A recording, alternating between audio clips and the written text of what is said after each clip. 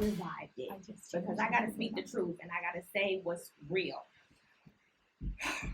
The people that revive everything in this world. Black women. Yes, I said it. Black women. We have really been making a major impact on music. So when I think about, the new R&B artists, I think about Ella Mai. I think about Jhené Aiko. I think about her. I think about so many artists that have been coming on the scene. But one person I think today deserves a little bit of acknowledgement. And that is the one, the only Tiana Taylor. Now, Tiana Taylor went to her, I think it was Twitter. She went to the internet in some way, shape, or form. And she basically said she is retiring from music. That she is absolutely done and over being an artist. And, so many people were coming at her and wanting to understand, because we've seen this happen a lot throughout history. It's so many artists that continuously say, I'm retired. And you start to think, is this like a media ploy or something like that? But then she got on her IG Live and she really wanted to spell out what was going on, because you never really get the real gist of things through a tweet. We don't. So she goes on and she says something that we hear from a lot of artists and things that we have continued to hear, that she's upset with her label, that everything is geared towards her label. She gives 110% to her craft. Now, mind you, this girl has been in the game since she was 15 years old. 15. She was a child. And I will agree with her. I do think she's underappreciated. She is a very talented person. And even for Kanye to sign off on her, because, you say what you want about Kanye, but one thing he does know and recognize is talent. And for her to, just even be dancing, she has talent on so many levels. She's acted. She's done different things, and she can continue to do different things. But why should she stay in the music industry? We heard it from Kanye. He was $53 million in the hole, feeling like a slave and feeling like somebody who was broke from doing music. And I actually saw a meme. I don't know if it was really true, but it showed what these streaming companies are paying per stream. And it was way less than 1 cent. So you know how many streams you have to actually make good money? It's really tough. But Tiana Taylor says she's tired. She's tired of giving 110%, and her label is only giving 10%. And you can tell she loves what she does. Her album, I think she dropped the album this year. It was amazing. All of her albums have been amazing. She gives me like really a young Janet Jackson vibe. She's very sensual. And she's very beautiful. People have talked negatively about her looks and things like that, which is absurd because she's a beautiful girl. So it's going to be very interesting to see what happens with Miss Tiana Taylor. I'm going to be honest, I'm going to be a little hurt if she gives up on music, because I am a fan of her music. But at the same time, just like she stated, and she didn't say nothing but the truth in her IG Live, at a certain point, it's not about doing it for the fans anymore. At a certain point, she can't look to doing it for us, and it's hurting her mentally, spiritually, emotionally, and or physically, where she can't be a human being or a person, because stress can take you out. So we have to stop demanding that artists do things. I know I'm a little guilty of it too when it comes to like Rihanna and, people that we want to hear music from, when they're walking away from music saying, hey, and that's what you don't want to do. You don't want the most talented people to feel like music isn't an option that they want to partake in anymore. So this is going down a very interesting path. We will keep you updated and posted on Miss Tiana Taylor. The second entertainment news story I wanted to talk about, because we have to talk about COVID-19, guys. We have to talk about how it is rampant. We have to talk about how it has completely dominated 2020, and we are exiting out of 2020 into 2021, and we still have no clue, no idea when this will be over. We don't. I mean, there's vaccine stuff coming about. You got the guy in the office who doesn't want to transfer, doesn't want to acknowledge the fact that he lost. There's a lot of things going on. But in the entertainment world, and what we're not really seeing, because let's be honest, Atlanta has been wide open. Atlanta is still wide open. Okay? You can go to the club tomorrow and blow hookah smoke in somebody's face. And no one will care. It's not, I'm gonna be honest with you. It honestly feels like you're in the twilight zone, because when I have to take care of my mental health too. I done stepped out into a few places before I lose my mind. But when I stepped into these places, I had a mask on and people were actually looking at me as if I was crazy. Like, I understand there's this perception that if you're young, if you don't have pre-existing conditions, if all of these things are not a part of your world, that you are 150% in the clear. And that's just not true. We are continuing to see these numbers rise. We are continually putting more pressure on our medical systems, and people are dying, and that's one thing we have to be mindful for, and we have to stop being so selfish and do. But I said all that to say, Jeremih, and I think that's how you pronounce it, because that's how it looks. And it's really sad that I don't know how to pronounce his name, because, he's on a lot of songs that I like. But Jeremih has been fighting for his life when it comes to COVID-19. And I'm not even talking about, the whole quarantine at home thing. I'm talking about ICU. Now, one thing you have to think about when it comes to this, first of all, it's very challenging for the people that you love not to be able to be there with you and support you through this, because nobody is really able to go to the hospital. So the person put in that situation, essentially, God forbid, if they pass away, they have to do it alone. That is so sad. And then you just got people that have to suffer through it. And think about not having the ability to breathe. I feel like we literally act like breathing is something that's just supposed to happen. God is an amazing God. We breathe so many times a day, not even recognizing what we do. So, our prayers are with him. I'm happy to say that I heard that he is being released, or has been released from ICU, which is a good thing. And we are so happy to see that people are beating this, and they're fighting for their lives, and they're doing the best that they can. But it's going to be a long journey ahead. From what I hear from people who are in that position, it's a road to recovery. So we definitely have to keep Jeremih in our prayers and really understand that what's going on is real. Now that brings me to my third celebrity story of the day. Tory Lanez and Megan Thee Stallion. We've had a crazy 2020. We can go on and on about all of the terrible things and just things that we've never seen before that have happened in a year that we thought would be 2020 vision, one of the best years that we ever had. It's been quite the opposite. It's been a big change for everybody. But one of the most bizarre stories of 2020, since we're already approaching the end of the year, we might as well start talking about it, is this whole Tory Lanez and Megan Thee Stallion situation. So somehow Megan and Tory were over Kylie's. They leave. They're in a car. And I don't know what happened from there. I can't even go into details about that. All I know is Megan got shot in the foot.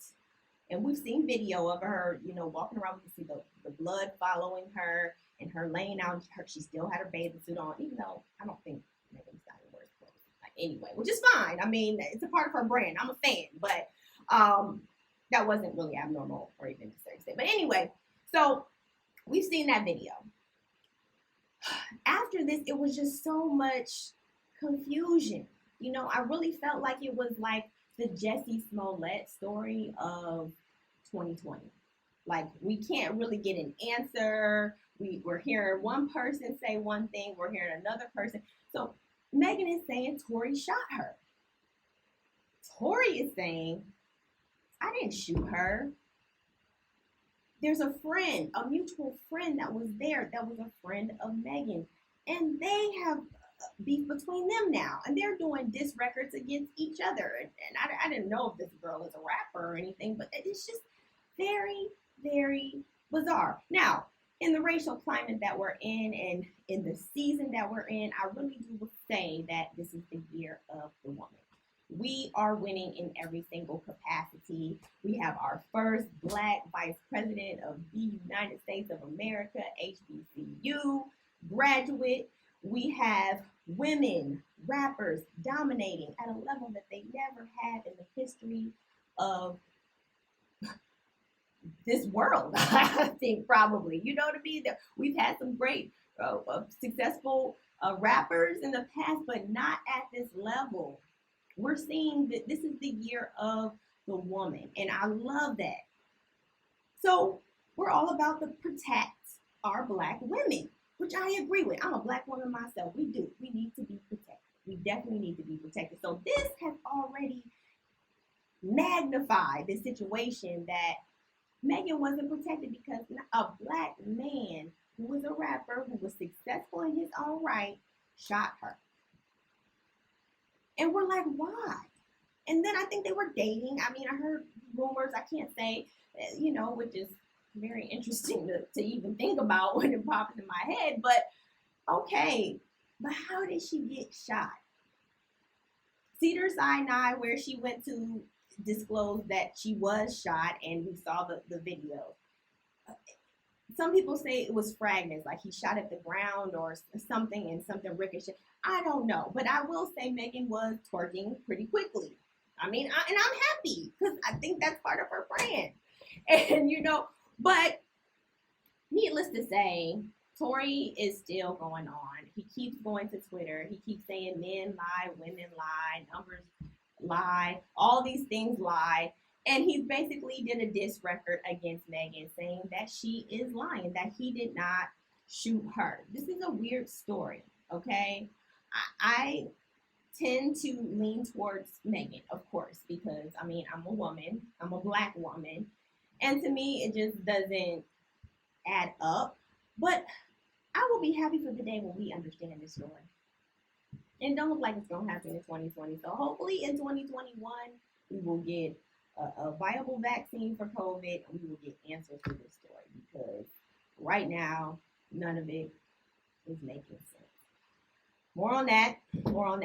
So now I'm going to go into our reality check. We got to talk about reality TV. And reality TV, let's be honest, a little bit on struggle, okay? Because of the climate that we're in with COVID and everything like that. But I will say, to start off, there is congratulations due to Sierra and BK from Love and Hip Hop. They actually got engaged. Now, we remember seeing Sierra on Love and Hip Hop with Scooter. Was that his name? Scooter. He was on his show. Yeah, he's been on our show before. He's definitely a ladies' man. We've seen his role evolve on the Love and Hip Hop stage. But him and Sierra have children together, and they had a relationship that we saw kind of fall apart right before our eyes. And then we saw Sierra move on. Sierra, she's a boss in her own right. She's doing her thing. But we saw her get with BK, who's like, a good looking guy. And, they didn't have a lot of problems, y'all. Let's be honest.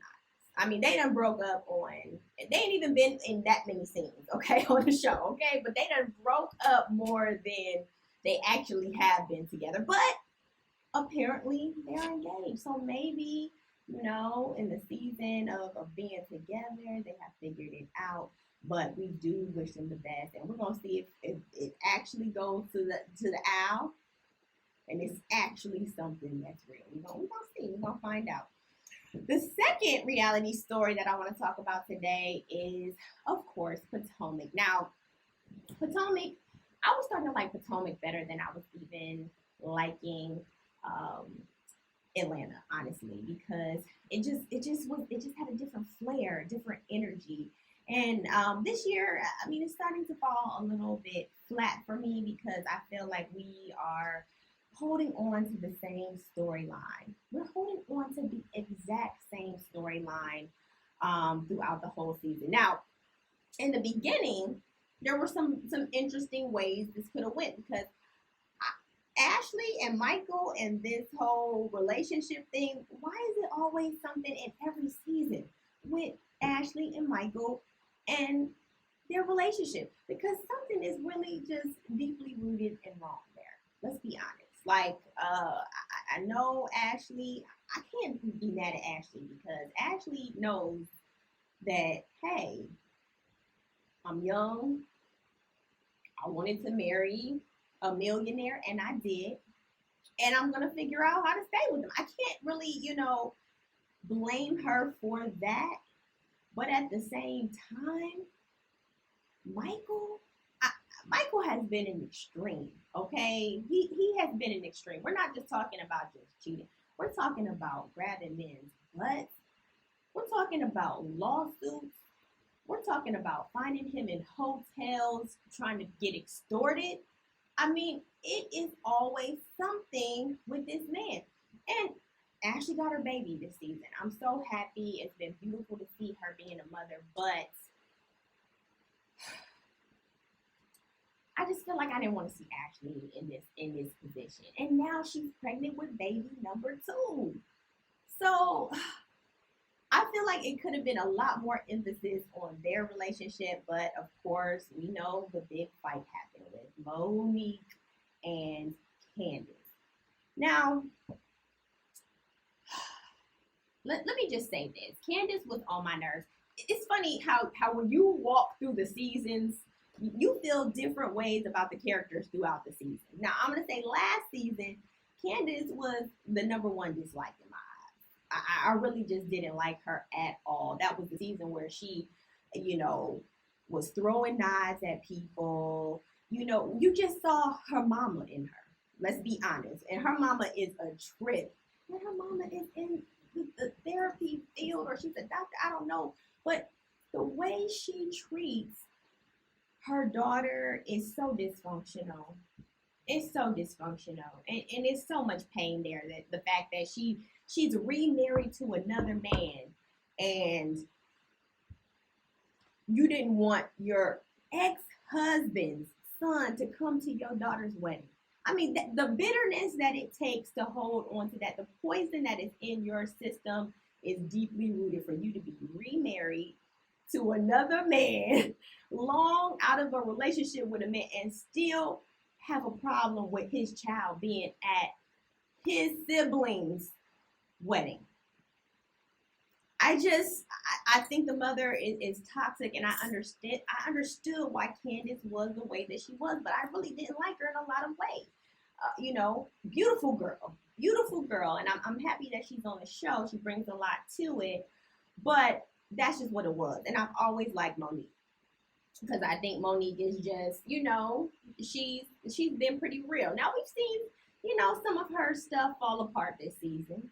I'll say that about Monique. My level of respect for her did come down, because why couldn't you control yourself? Like, why couldn't you? You should have known you better than this. And where you are and the level that you're on is just bigger than, where Candiace is, whose mom is just now taking off the mortgage or whatever it was. I mean, come on. Like, you are bigger than that, sis.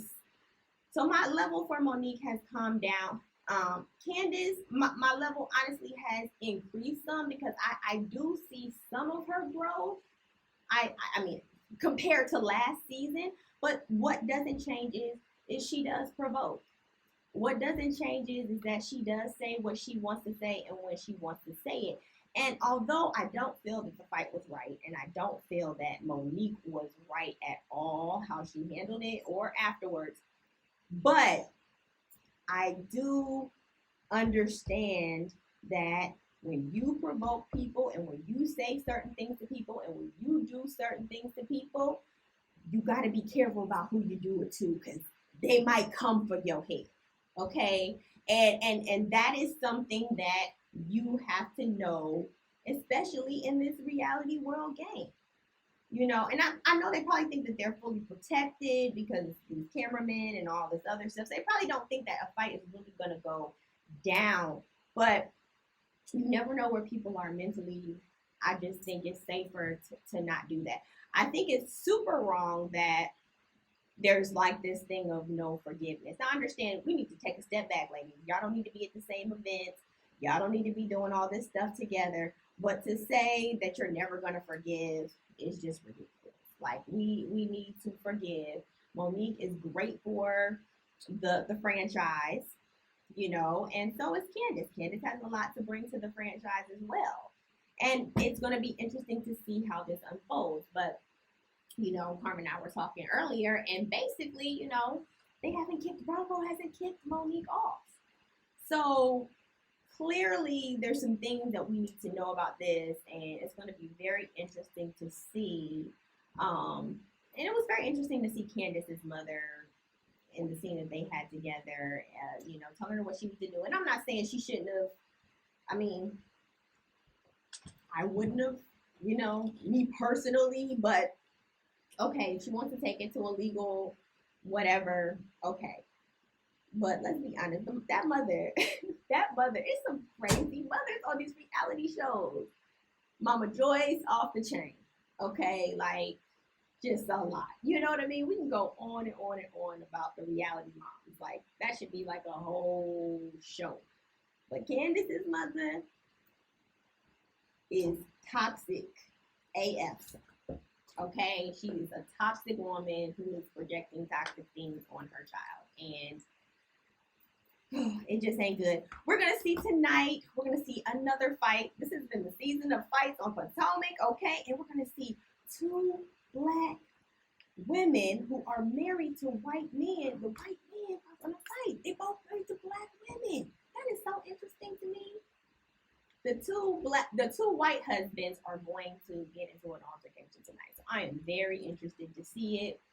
And also, okay, let's respond to some of these comments. I can't see them because it's so bright. No, she doesn't. Candiace is out for Candiace. Yeah, that's one of our comments that we got.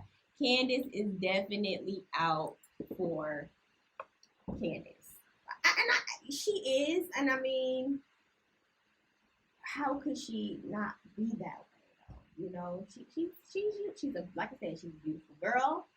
She's used to some sort of privilege. I mean, her mother did well and used it kind of to control her and to manipulate her through life. And Candiace she's in the process of finding herself.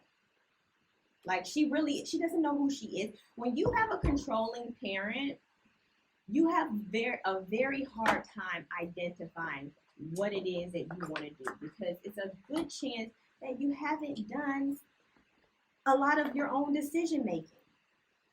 So that's why I'm saying, and I'm giving credit to Candiace of seeing some sort of growth, because it does take a lot to stand up to your controlling parent.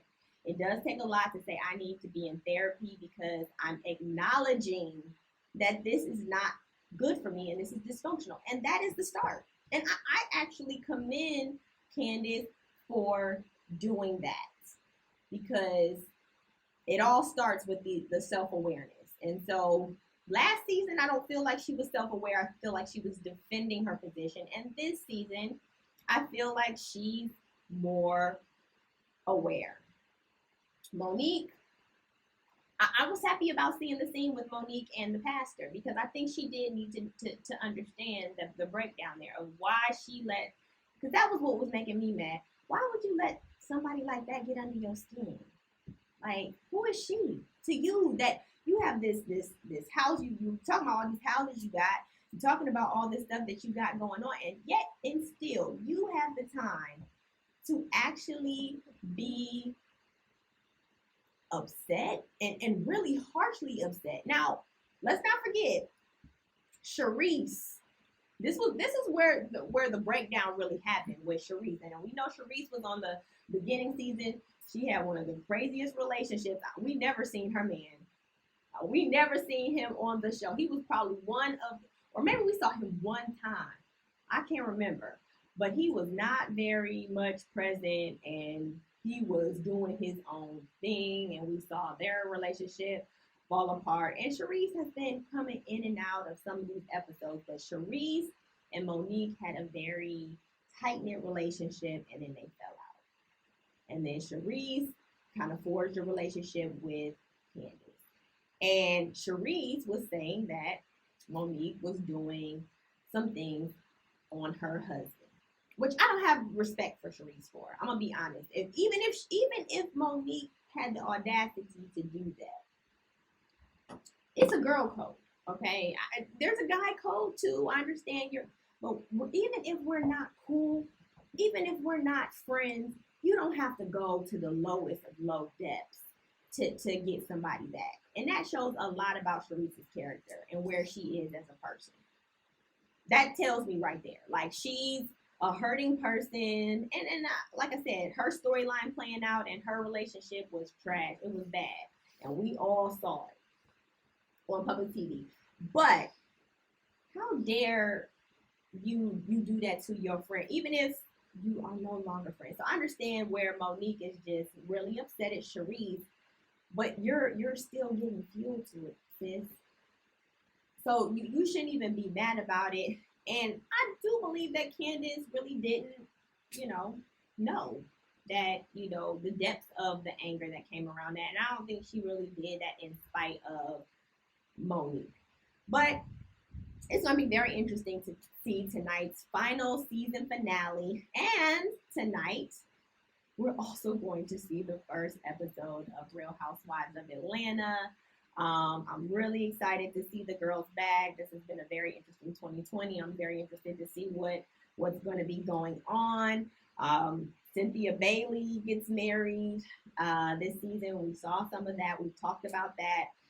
She's also suing her ex-husband, Peter, over a club that, she didn't get paid for. So that's some other drama that's in it. But Peter is always in some type of scam, so I don't know what that's about. It just seems like it can't be true. It has to be true. Like, you're always in a scam. Like, it's always something. And then you want to come on all cool with your, gray beard and all that, saying that you didn't do anything, and it's just not believable, Peter. I think you got some scamming. You scamming some people. I don't know. And for me, I don't blame sis. She left him, and we saw their wedding play out too. We were just like, oh, she shouldn't have did it. I mean, the family didn't want you to do it. Like, it just was not a day of what I would want my wedding to be like. Okay, so we saw all of that unfold, but she left. You got with a new man, and this one, it feels something about her and him feels right. I know no relationship is perfect, but something feels right about them, and we're happy for her. We're happy to see her happy. But Peter, come on now. Well, you just gotta be honest and just be. It is what it is. So pay her money, okay? So we're looking forward to that. We'll have an update, and we will definitely be talking about that. Hey guys, what's up? Okay. Now the last reality check story. I had to talk about Iyanla Vanzant. I said her name right. I did. Okay. I had to make sure I said it right because I always say it wrong. Iyanla. Love her show. She's been having some celebrities on this season. She had Lionel, the comedian. I thought that one was a really good one. She just doing her thing, doing what Iyanla does so well. And she had Lisa Raye. Lisa Raye was on Iyanla with her daughters and her mother. So it was 3 generations of women. I thought it was very, very insightful. Now, Lisa Raye, I love Lisa Raye. I've actually met her before, and it was on the set of Single Ladies, and she is dope. Like, I just feel like she's a fun person. She set so many records. She did so many things that were and have been cool for our culture. And we've seen her growth too. We've seen her evolution, and we've seen her brand. But I think she was on, was it Unsung or no? What was the other show that's on TV One? censored. You know, they do these ones. And so she was talking about her relationship with her dad, because we got a glimpse into who she was. And she loved her dad. Her dad, I think he was killed or something like that. And she had a really, really tight relationship. But you never really heard her talk about her mom. You also know Lisa Raye is the sister of the brat.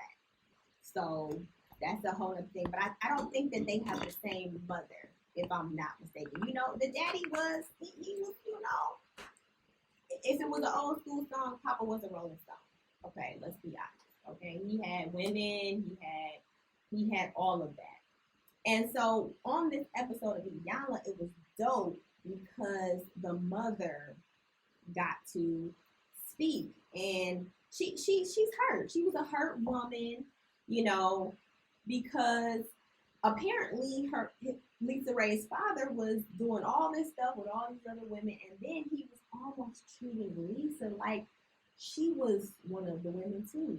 Even though, you know, it's like Eve's Bayou. I know y'all seen Eve's Bayou, where it's that relationship with the dad that can kind of, it's a good thing, because I'm a proponent. I think women, especially black women, black women need their fathers in their life, and they need good fathers, because when a good father is in a daughter's life, it becomes that becomes the standard.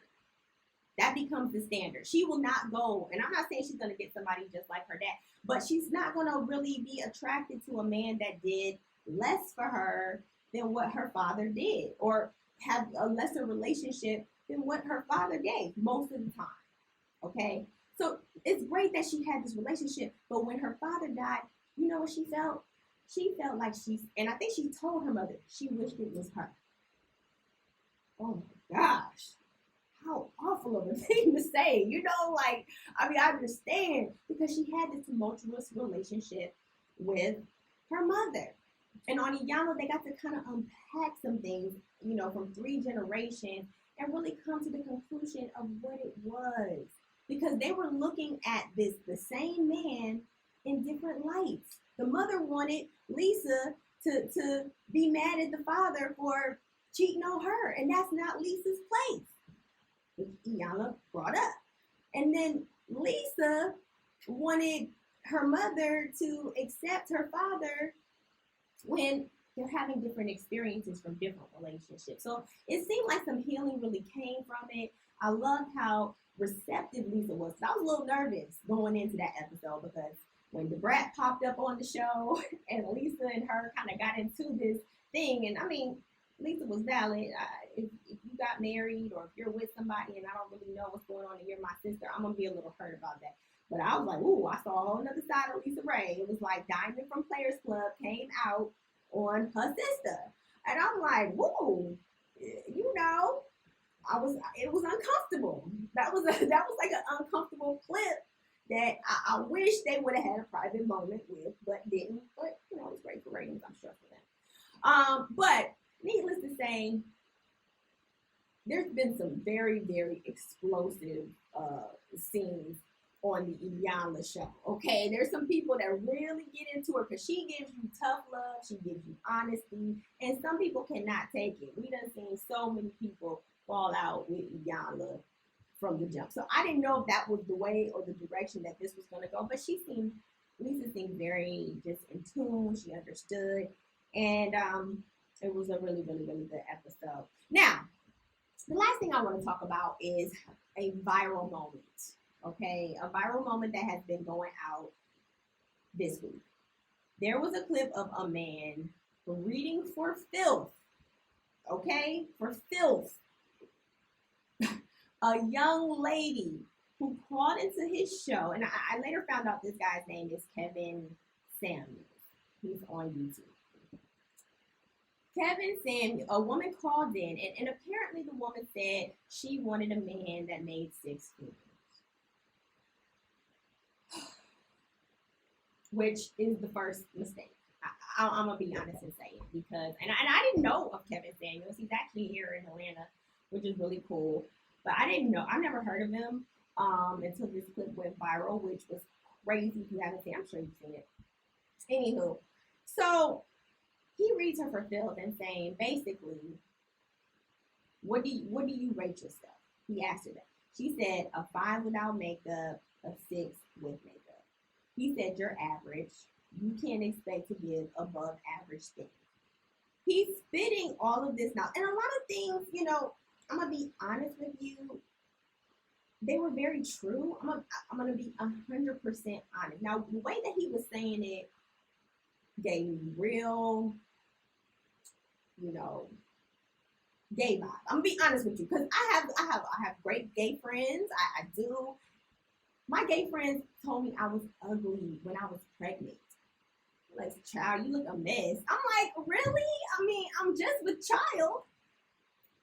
I'm like, gay men will read you for filth and they don't care, and it will be 100% honest.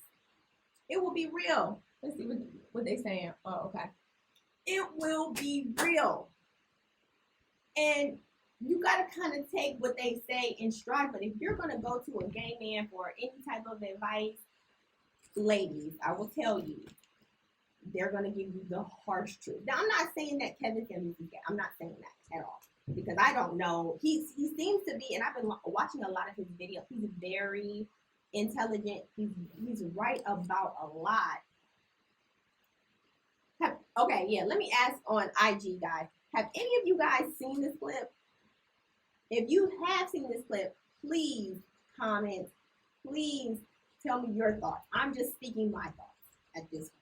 But I want to hear what everybody has to say about this clip. Because, I mean, I'm going to be honest, I wasn't even a minute in and I felt so uncomfortable. Like, just the woman in me, like, why is he talking to her like this? I mean, I hear what you're saying, but does sis deserve this?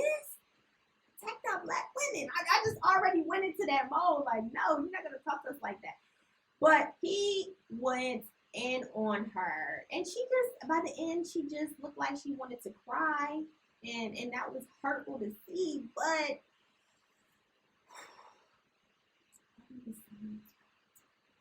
in a lot of ways. In a lot of ways. He has a lot of knowledge. He has a lot of things, and I've been watching a lot of his videos ever since this happened, because I wanted to know what was going on with this man. I wanted to know what was behind this man. Like, apparently he's been married before. Apparently, he's, has his PhD, and he's, very knowledgeable about this, that, and the other. That's amazing. And I like his style. He's about the high value man. He's about the, what do they want? And he's speaking very candidly, about it.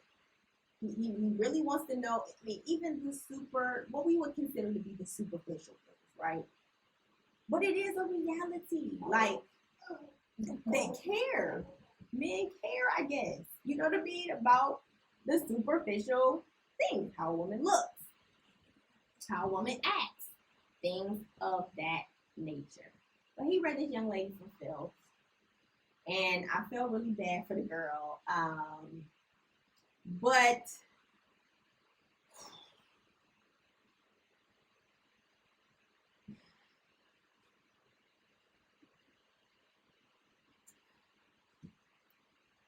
I don't know.